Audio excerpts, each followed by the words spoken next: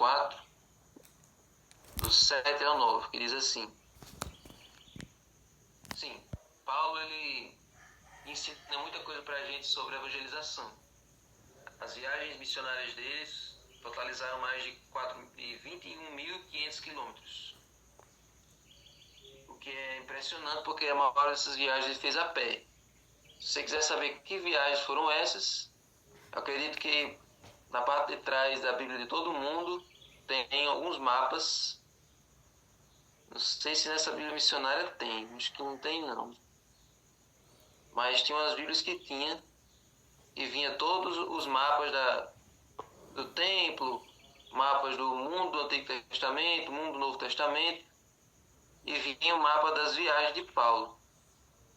Nessa Bíblia aqui não vai vir não, ó.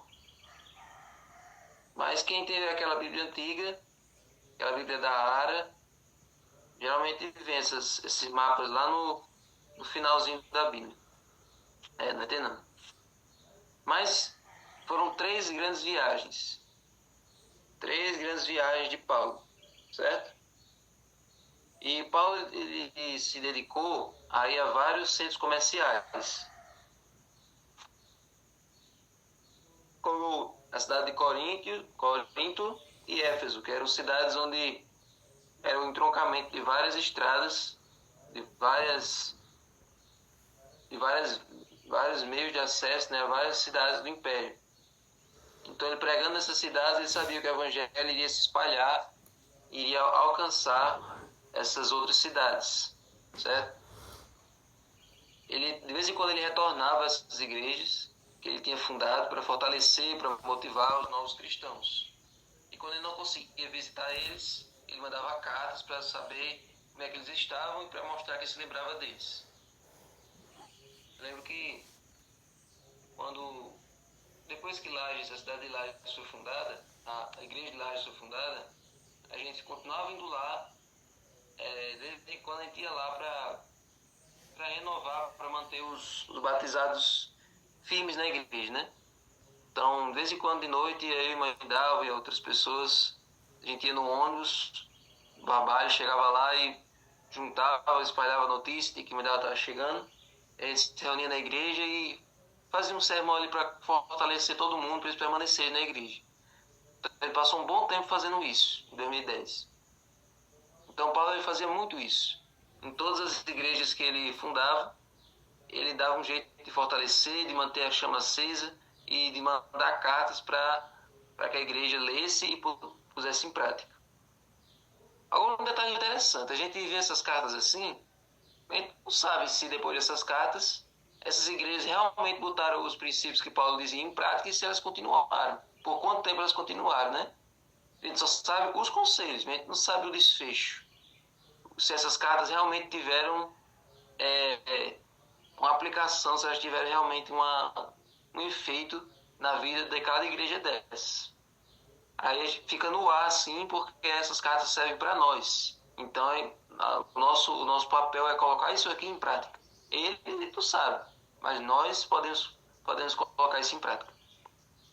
Então, olha só. Colossenses 4, do 7 ao 9. Quanto à minha situação, Tíquico, irmão amado, fiel ministro e conservo no Senhor, lhes dará todas as informações. Eu estou enviando com o expresso propósito de lhes dar conhecimento da nossa situação e de alentar o coração de vocês. Com ele eu estou enviando Onésimo, o fiel e amado irmão, que é da igreja de vocês. Eles contarão a vocês tudo o que está acontecendo aqui. Esse Onésimo é aquele que era escravo, era servo de Filemon, e ali Paulo aconselhou Filemon a tratar Onésimo como se fosse seu irmão, não como um escravo. E os dois eram batizados, certo? Agora Efésios 6, 21 diz assim: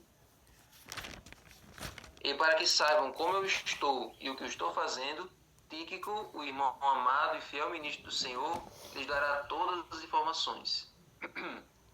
Então, Tíquico ele tinha esse papel, né, de ver a situação de Paulo e passar pormenorizadamente para as igrejas.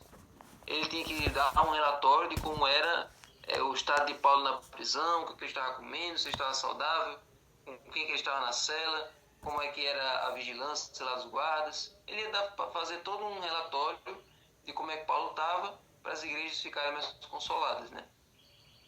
Então, algumas informações são mais bem transmitidas oralmente do que por escrito.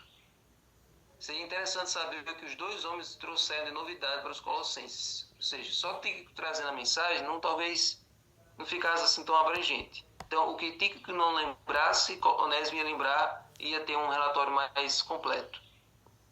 Considerando que Paulo desejava que as notícias alentassem o coração dos colossenses, provavelmente ele incluiu a sua situação na prisão.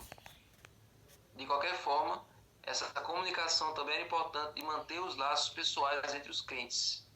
Eles terem notícias de Paulo já dava um conforto a eles e mantinha eles unidos num só propósito, certo? Tíquico, cujo nome significa afortunado, afortunado quer dizer bem-sucedido, né? Tem abençoado, ele era um emissário confiável. Descrito como um fiel ministro e conservo, ele foi um dos homens da Ásia escolhidos por Paulo para acompanhá-lo na viagem com a coleta para os crentes necessitados lá em Jerusalém. Vocês lembram que teve aquele episódio que teve uma fome em Israel? Naquele tempo tinha esse negócio, né? Ter uma fome, um período sem nada, porque o pessoal vivia da agricultura, não tinha industrializado, né? Então, quando não chovia, pronto, aí vinha aquela fome.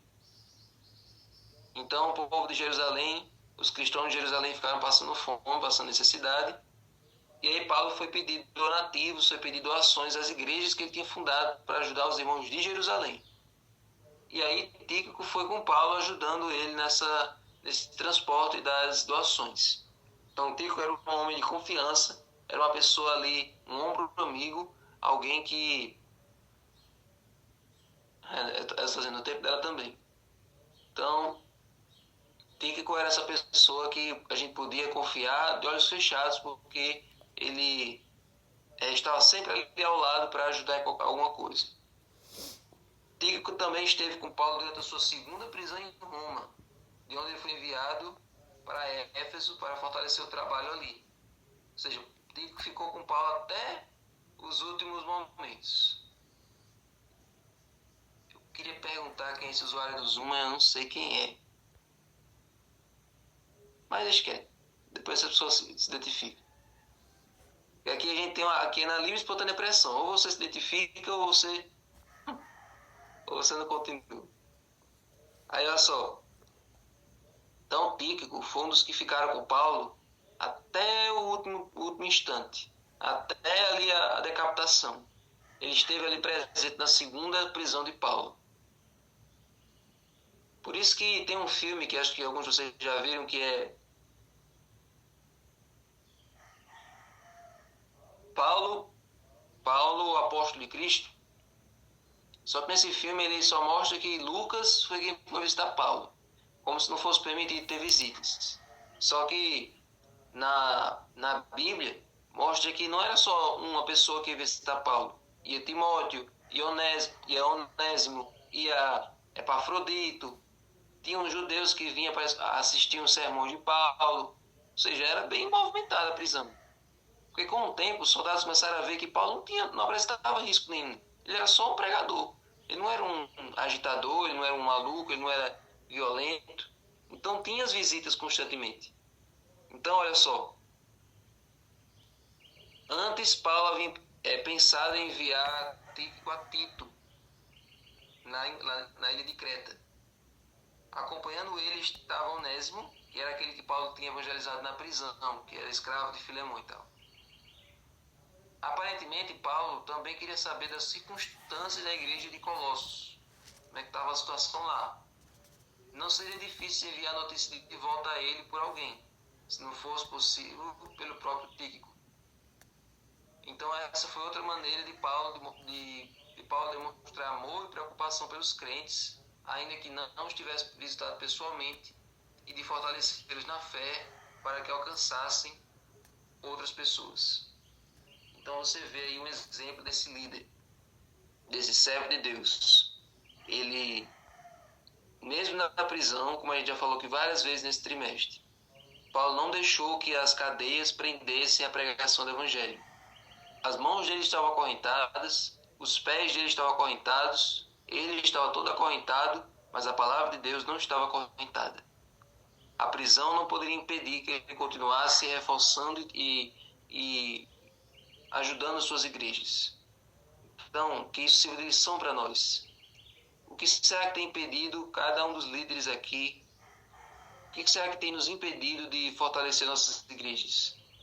Que ânimo eu não estou tendo, que não está passando para os meus liderados? Porque às vezes os liderados eles se enfraquecem porque eles veem o líder enfraquecido. Eles não têm ânimo para fazer nada na igreja porque eles veem o líder sem ânimo, o líder sem coragem, o líder pessimista, desanimado. Paulo, na cadeia, passava confiança para as pessoas lá nas igrejas. Então, o que será que está travando a nossa confiança, a nossa energia? Está minando a nossa alegria, a ponto das pessoas olharem para nós e não quererem e verem isso em nós. Lembre-se, nós lemos agora no Reavivados, um dia desse, sobre a morte de Absalão. Que quando Absalão morreu, Davi disse que não era para matar ele, mas Absalão morreu. E quando o exército de Davi voltou vitorioso da batalha, todo mundo comemorando, todo mundo para cima, todo mundo feliz porque tinha conseguido vencer e defender o nome de Davi. Quando todo mundo chegou na cidade, o que Davi estava fazendo? Chorando em cima do muro. Chorando por causa de Absalão. Ah, Absalão, meu filho Absalão, quem dera tivesse morrido no teu lugar. E ele lá chorando. E os exércitos voltando a feliz da vida. Quando encontraram o rei chorando, ficou todo mundo naquele silêncio constrangedor, todo mundo decepcionado porque tinha dado a vida por Davi e Davi não estava nem aí para os vencedores, estava só chorando por causa da morte do filho. E aí Joabe foi na tenda e disse: olha, se você não for lá, se você não lavar seu rosto e for apertar a mão de cada um e parabenizar pela vitória, eles tudo vão abandonar você vai ficar sozinho. Porque está todo mundo feliz, todo mundo comemorando a vitória e você está chorando por um traidor que estava querendo matar você até hoje. E aí Davi realmente se tocou e foi lá e parabenizou todo mundo e deu as honras ao exército que tinha lutado por ele. Então você vê, se o líder estiver desmotivado, ele pode desmotivar até quem está pipocando de alegria. Então, se o líder não tiver essa motivação nele mesmo, se ele não tiver essa comunhão com Deus, se ele não tiver para cima, não tem mais ninguém que possa fazer a igreja estar para cima. Você é um representante de Deus. Você é a imagem de Deus que muitas pessoas vão ter. Então, que você possa levantar o astral das pessoas, levantar o ânimo delas. Se a igreja estiver desanimada, que você leve ela para cima. Se a igreja estiver sem vontade de fazer o trabalho missionário, anime ela com o seu próprio exemplo. Então, gente, era assim que Paulo fazia e é assim que nós devemos fazer. Levante as pessoas e não diminua. Anime elas e não desmotive. E só assim você está cumprindo o método de Cristo, cumprindo a missão que Deus colocou para você fazer. Amém? Vamos orar. Senhor Deus, muito obrigado, Senhor, por essa manhã. Muito obrigado pelo estudo da Tua Palavra, da lição. Te pedimos, Senhor, para que o Senhor coloque em nós o mesmo zelo missionário que Paulo tinha, de se importar com as pessoas distantes, de se importar com as igrejas que ele fundou, de atentar para cada necessidade, para cada situação e tentar ajudar e respondê-las da melhor maneira possível. Fica conosco, Senhor, abençoa que cada líder, cada ancião aqui, Senhor, possa ter esse espírito de Paulo, de ser um porto seguro para aqueles que estão para baixo, de ser aquela rocha onde as pessoas podem se apoiar, porque se as pessoas não podem confiar no seu líder, em quem mais elas vão confiar? Então, Senhor, capacita cada um de nós aqui. E agora abençoa o estudo do livro, em nome de Jesus. Amém.